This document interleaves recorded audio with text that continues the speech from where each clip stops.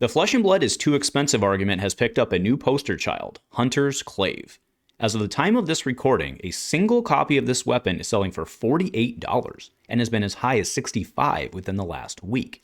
Not an easy pill to swallow for a card reasonably perceived as an archetype staple.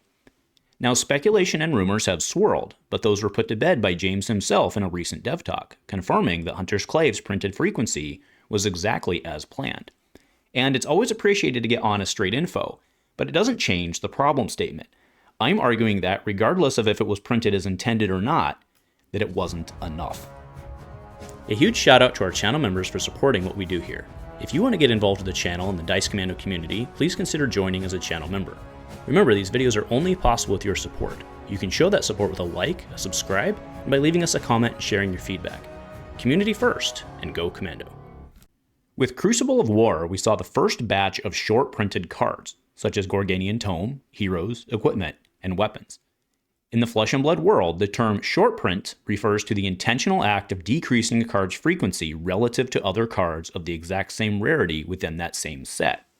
And the logic here is quite sound, since players only need one copy of, say, Raiden, but would need 3 copies of Lumina. If all cards are printed equally, there would be an effective flood of Raiden cards in the market. So it's certainly not unprecedented for a card like Hunter's Klaive here to be printed at a lower frequency as compared to other Majestics within the same set. That said, it's clear that there's a mismatch in the demand for this card and the supply.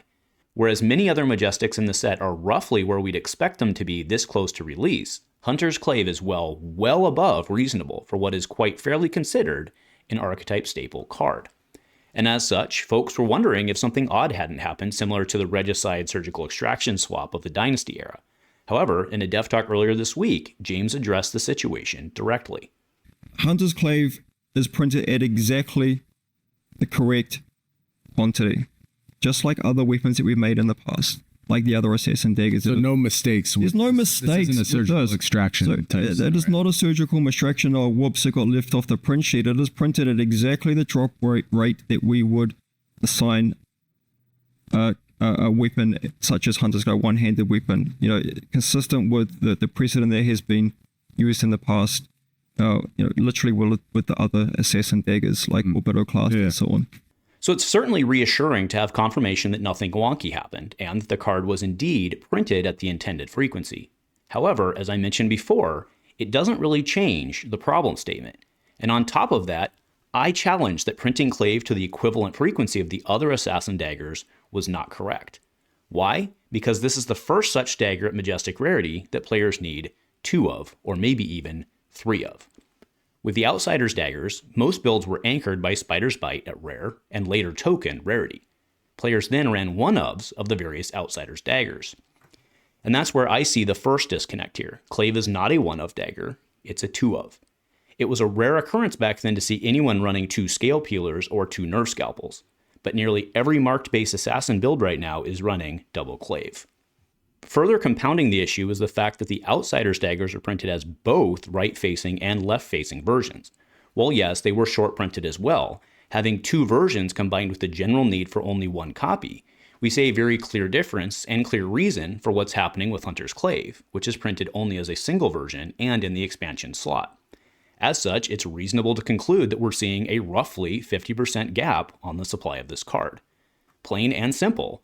As long as the competitive lists demand dual Klaive, it will retain above normal demand. So while there may not have been a mistake in the intended frequency, I do believe there was a mistake in setting the target, something that I hope can be corrected in the future. However, until that happens, I have a plea to all chasing your Klaives. Don't overpay. The price on this will eventually come down. Maybe not in the range we'd like, or on the timeline we'd like. But this is a $50 card. It's just not worth the delta and your hard-earned money. It's not as flashy, but Mark of the Huntsman will get the job done on a flick. Furthermore, if you're lucky enough to have 1 Klaive, then running the second slot as Mark the Huntsman is probably 95% as effective, as it's a rare turn you're swinging both your daggers. Now no, it's not the same, but don't feel that you have to drop $50 in order to be able to play Marionette or Crackney. And for those out there thinking the only reason I'm making this video is because I'm butthurt that I don't have my Klaives, you're actually wrong. I bought mine for $9.95 or so on opening weekend, So no, my motivation here is not purely selfish. You, of course, need to do what you deem best, but remember, time heals all wounds except perhaps a toxic dagger hit. And to LSS, if by any slim chance you're watching this issue needs your attention. Because intended or not, the Hunter's Klaive issue is a bad look, and it makes it very hard for those of us trying to be your evangelists. Perhaps a gem pack include at full art, or maybe the reverse hand for a future participation prize. There's a lot of potential options. So let's get her done.